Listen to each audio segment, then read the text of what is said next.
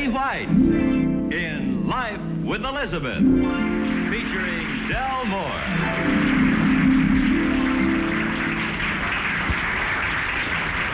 Incident number 1, the life of Elizabeth, occurred the time she called Alvin down. I say she called him down because that's where he was, down at the office. If we hurry, we can catch Elizabeth before all the mix-up starts.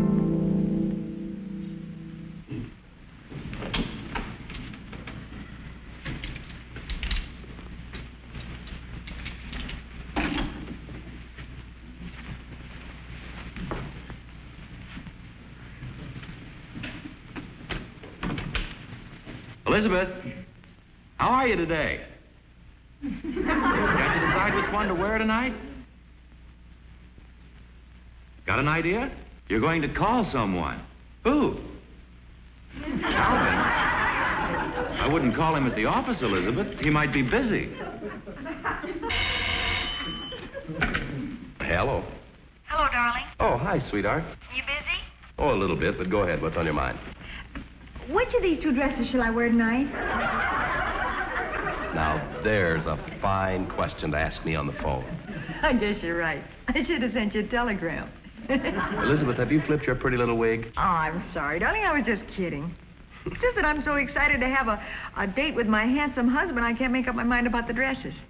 Seriously, which one shall I wear? You're forgetting that I can't see them.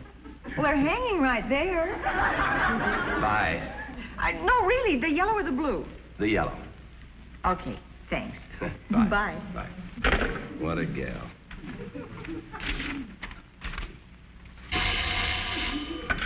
Hello. Alvin, you were right about the blue. Okay, fine. Bye. Oh, Elizabeth, wait a minute. Don't hang up. Hey, Elizabeth. Alvin, don't yell like that. You made the dog bark.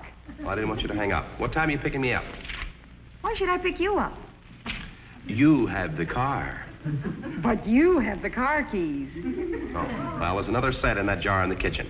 Look, pick me up at the office. I'll get out by 5. 4:30, right. I said 5. Yeah, but I know me. I have to think 4:30 to get there at 5. Even then, I'll be a little late. I better think 4:15. Look, I took all of that into account. I don't get off until 5:30.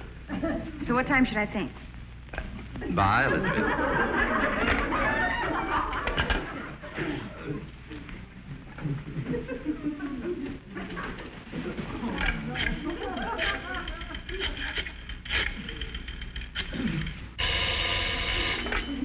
Hello. Honey, you were right about the yellow. Elizabeth, is that why you called me up? No, not really. I got to thinking, if you wouldn't mind walking a couple of extra blocks, I could meet you at the corner of 7th and Maple. Oh, you mean because of the traffic? Mm-hmm. Would you mind very much? Oh, of course not. 7th and Maple it is. Bye. Keys in the jar, 7th and Maple. Hello? Elizabeth, those 2 streets don't cross. 2 streets. 7th and Maple, they parallel each other. They run the same way. Oh, what's the matter with me? Isn't that silly? Sure is. Let's make it 8th and Maple. Elizabeth, doesn't it naturally follow that if 7th and Maple run the same way, then 8th and Maple would run the same way? Not necessarily. If Mr. Smith is knock-kneed and Mr. Jones is bow-legged, they wouldn't run the same way. Where are we meeting, Elizabeth? Oh, I'm sorry. Let's see. I know. You know where Wilshire Boulevard and 7th Street kind of do this? I can't see what you're doing, Elizabeth. Oh, where they cross? Yeah? And then the street kind of swoops around this way? Elizabeth, I'll meet you at the station. Goodbye. Gladys, would you remind me that I'm meeting my wife at 5:30 at the station? Hey, hello. Railroad radio, gas, or police? What are you talking about? Well, I'm meeting you at the station. I'm supposed to, which one? All of them. Just keep going from one to the other until I catch up with you. Alvin, you don't have to be sarcastic. I won't call you again. I'm sorry, honey. Look, I'll meet you in front of the information booth at the railroad station. There's a parking lot there, and there's no traffic. Now, which dress are you going to wear so we can get that straight? I'll wear the yellow under the blue. All right, that's good. Now, you won't call me again, will you? No. Bye. Bye, darling.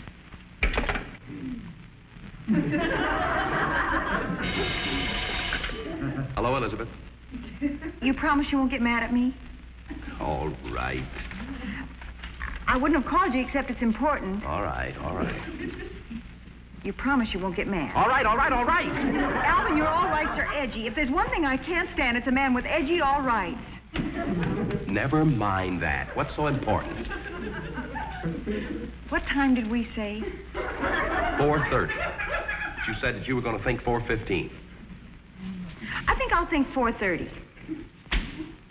Elizabeth, I shall hang up on you at this point. Why? I'm coming home. We'll leave the house together. All right. Oh, and by the way, in spite of all this, I love you very much. Me too. Bye. Bye. Elizabeth, now wasn't that nice? Incident number 2 in the life of Elizabeth occurred the time she was asked to go along on a Girl Scout outing as assistant troop leader. As I recall it, she was practicing on how to sit around a campfire.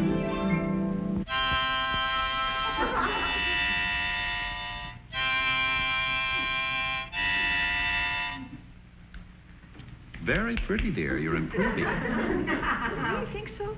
I thought I was just getting used to it. I know what's wrong. Oh, really? I haven't been doing this. Oh. Wait till you see how much better this sounds. Honey, I don't want the neighbors to think I'm beating my wife. Alvin isn't beating me.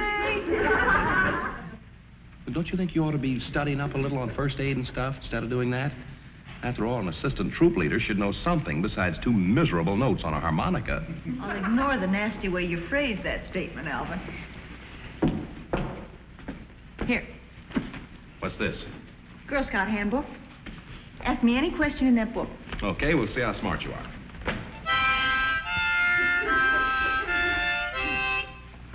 Hey, I found a new note. You want me to help you with this? Sure, let's go. Okay. What are some of the out-of-doors rules? What page? 66. On a hike with your troop, be responsible for one of the following. Where to go, what to wear. Okay, you know that one. All right.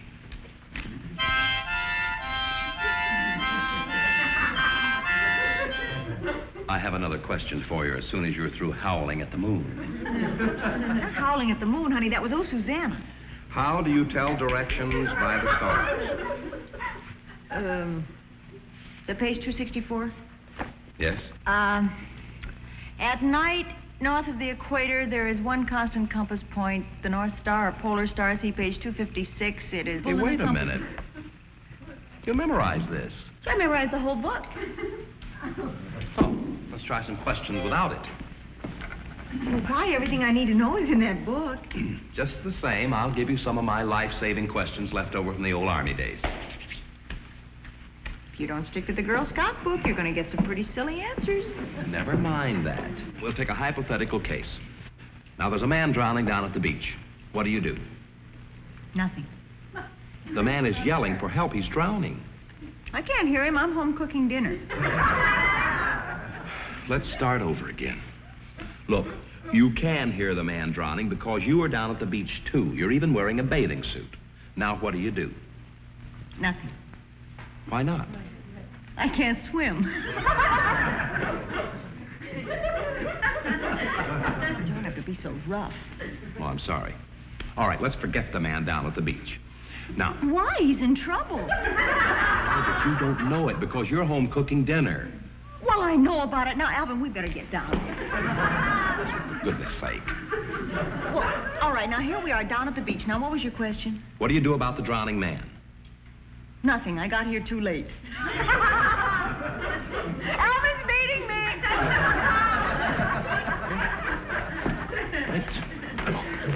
Okay, honey. I'll be good. No. Now, ask me some more questions. No.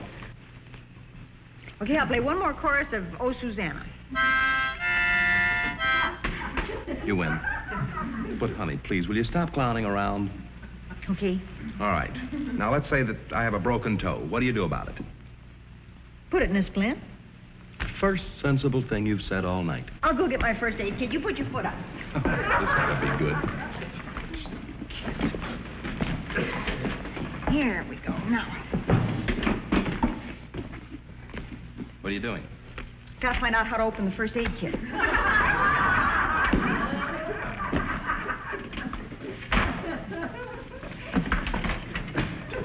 Hold this a minute, honey. Now, the first thing we do, you see, is we splint the leg like this. This. And one around up here. Leg. Hey, wait a minute. I said that my toe is broken, Elizabeth.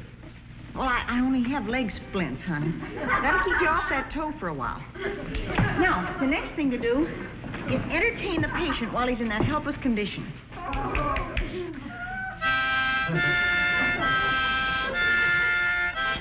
Have you ever thought of using that thing as an anesthetic? No, but I'll play you one chorus of Anna Sousa. That's those Susanna spelled backwards. Wait a minute. I have one more question. How do you treat a broken jaw? Alvin, you wouldn't dare. Answer the question. I don't even think that's in the book. Good. Get up. I'll show you. Come on. Stand up. Come on. Ah, sure. Put your hands behind you like this. Yep. We tie the patient's hands back here so they won't interfere with the treatment. Hold still. Broken jaw, is that 117? There we are. Now, we turn around like Page so. 226, man. Oh, I'll need something to hold the mouth open. Hold it open. There you are, like that. Now, we take this and splint the head right over the top, see? There we are. Come. There we are. Hi, honey. Bye, honey.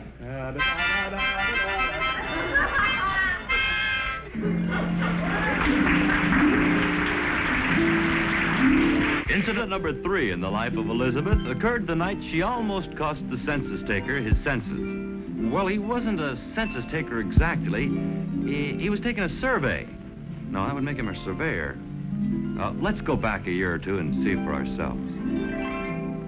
Don't be alarmed. Alvin's in the den and Elizabeth's out walking the dogs.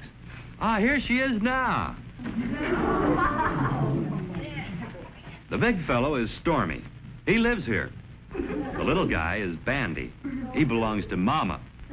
Elizabeth and Alvin are sort of dog sitting while Mama's down at the neighborhood show. Alvin! Oh, hi, honey. Here, let me take Stormy. Will you, honey? Please? Yeah, hi, boy. Nice walk. Come on, Stormy. Come on. Bandy. You get your feet first. No. That's a good boy. Oh, my goodness. There we go. Now, don't you let Stormy give you an inferiority complex. He'd just give anything to have a little flat face like yours. You stay there and go to sleep till your mommy comes home, huh? You stay now. That's it, stay. Well, he's all set. When's your mother due back from the movie? I think she said another couple of hours, honey. Hey, doesn't it strike you as kind of odd that she'd come to visit us and spend the entire evening at a movie? This is the only place you can get good popcorn. Hey, if that's supposed to be a funny joke, I don't have time to laugh. I'm watching the Harry Ratbone show. Come on, honey. Be right there. You devil. Easy, all right, honey. I can you stay. Stay right there now. Hello? Oh, how do you do? I'm conducting a house-to-house survey in this area. You see? And, you wouldn't want me to come in and ask you a few questions. Thank you anyway. Goodbye. And thanks for opening the door. Wait a minute. We're very interested in surveys around this house. Come on in. I'll call my husband. Alvin! You see, we're setting about to get the population and the type of dogs. Alvin! I'm sorry, you were saying... Well, I'm conducting this survey for my magazine to determine the canine population. Honey, we have company. Come on in and sit down. Thank you. A minute ago, you thanked me for go on, sit down. For opening the door. You mean to tell me a lot of people don't open the door when you ring? Well, they look through those little peepholes. I usually carry on a conversation with an eyeball. Tell me more about the survey. Do you have a dog? Yes, but tell me more about the survey. Well, Mr. Sylvester's the editor of our magazine. Do you know him? He's in the other room watching the Harry Ratbone show. He is? Oh, good. I'll get him. Hey, I thought you were going to... Who killed him? Honey, he's making some kind of a survey. I'm not sure. I think it's psychological. Oh. Well, Mr. Sylvester, this is a pleasant surprise. I've worked for you, but I've never had the pleasure of making your acquaintance, your sanctum sanctorum being what it is. My what? Don't worry about it, honey. It hardly shows. I'm the one that wrote your slogan for the magazine. What slogan? Let's all dog it together? Well, I'm afraid there's been a slight case of mistaken identity here. Sure has. Oh, I see. Well, that's pretty stupid of me. I'm sorry. This is my husband, Alvin. This isn't your boss. Well, how do you do? Hi. How about a raise? No, you don't understand. This isn't your Mr. Sylvester. Oh, well, I know, but if he'll give me a raise, I'll quit Mr. Sylvester. Get the net. Alvin. Let's get back to the survey. Do you want to use the desk? Oh, very well. You don't need me for this, honey. I have a cold. I'm going to go in the other room for a while. Honey, you'll need us both to answer the questions. Go on, get a chair. Now, these questions may sound a little unorthodox to you, but that's the whole point of this survey. You know, anybody can ask ordinary questions. I told you it was psychological, darling. My name is Fred. If she was talking to me, she wouldn't call you darling after all. What do you want to know about us? Well, I don't want to know anything about you, but you have a third party staying here? Oh, Mama, she's only visiting us. Well, that doesn't make any difference. You see, we'll put her down anyway. Ma. Male or female? Get the net. He said they'd be unorthodox questions, sweetheart. My name is Fred. You won't need me to answer questions about Mama. I'll be in the other room. Oh, don't forget about the raise. Nice fella. Yes. Go on, this is fascinating. Well, now, what's her lineage? Well, Mama's Scotch, Irish, a little German, maybe. Yeah. Scotch, Terrier, Irish, Setter, possible German Shepherd. Does she sit up? Oh, I see what you mean. Yeah, she sits up with Papa whenever he's sick. Oh, I see. Does she bark at people? Only at Papa. Barks at Papa. Has she ever seen a vet? Yes, as a matter of fact, Papa's a vet himself. He was in World War I. These are very odd answers. You don't want to fool with the officials, you know. Odd questions, odd answers. Go on. What kind of dog food does she prefer? Mama doesn't eat dog food. Scraps from the table? Oh, Mama scraps from any place. A fighter. Now, what kind of coat does she have? Rabbit. Well, you mean it looks like rabbit fur? Yeah. Has silk lining and has the big pockets. What's the matter? Lady, we're not discussing a kangaroo. Sorry. I'm entitled to one wrong answer. Does she sleep in a doghouse or on the back porch? No answer. Does she howl at the moon? There seems to be something wrong here. Does she knock furniture over when she wags her tail? Alvin! Does she? Alvin! What's the matter? You stay here. I'll get the net. Wait. Wait a minute. What have you been saying to my wife? We were just discussing your dog Mama when she got hysterical. And now I bid you goodbye. It's safer for me to talk to eyeballs. Your dog? I thought we were discussing my mother. Your mother? Oh, no wonder I acted so silly. Isn't that ridiculous?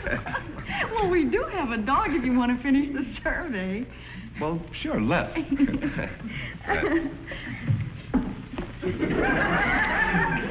Now, is it thoroughly understood that we're talking about dogs?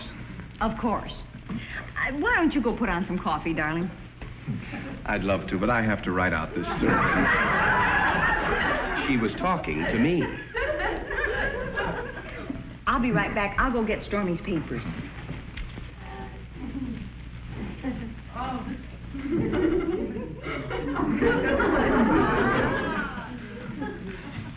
Well, if I'd noticed you before, we wouldn't have had all that. You're such a sweet little puppy. There they are.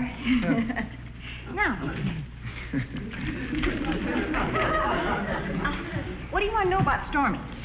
Well, we'll skip all the obvious questions and let's see. How much does he eat? Oh, I'd say about 2.5 pounds of meat a day.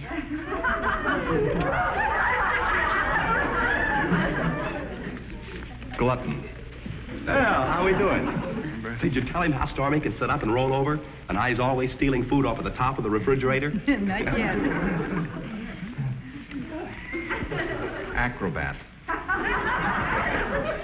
What's his lineage? Well, it's all right here. His father was a champion St. Bernard. How do you account for his size? Well, you're the dog expert. You tell us. Well, his mother must have been a mouse. You're all right, Fred. How much does your dog weigh? Oh, I'd say about 165 pounds, wouldn't you, honey? Oh, honey, about 175. We're talking about Stormy, not Mama. I know that. Mama weighs 240. What did I say? Mama does weigh 240, doesn't she, honey? Oh, sure. Where are you going, Fred? That little dog does not weigh 175 pounds, nor does he steal food from off the top of the refrigerator, nor was his father a champion St. Bernard, nor was Look, would you stop gnawing for a minute and listen? This is Bambi, Mama's dog. This isn't Stormy. Stormy's out in the backyard. Well, what a crazy mixed-up afternoon this has been. I'll tell you, why would we start this all over again? Or pretend we don't know each other? That's a good idea, Good. and then we don't get mixed up. You came in the door, remember? Okay. Hello? How do you do? I'm making a house-to-house survey. Do you have a dog, D-O-G, dog? Yes, we do. We have a St. Bernard. Alvin. Well, who killed him? How do you do, Mr. Sylvester? No, you stay here. I'll get the message. Oh, very good. This No, isn't let me Mr. go. Sylvester. This is Bambi. Hey, This is mistake. Bambi. Say goodbye to the people. Goodbye, everybody. No, they must be nice. I know. I Mama, made the slogan, but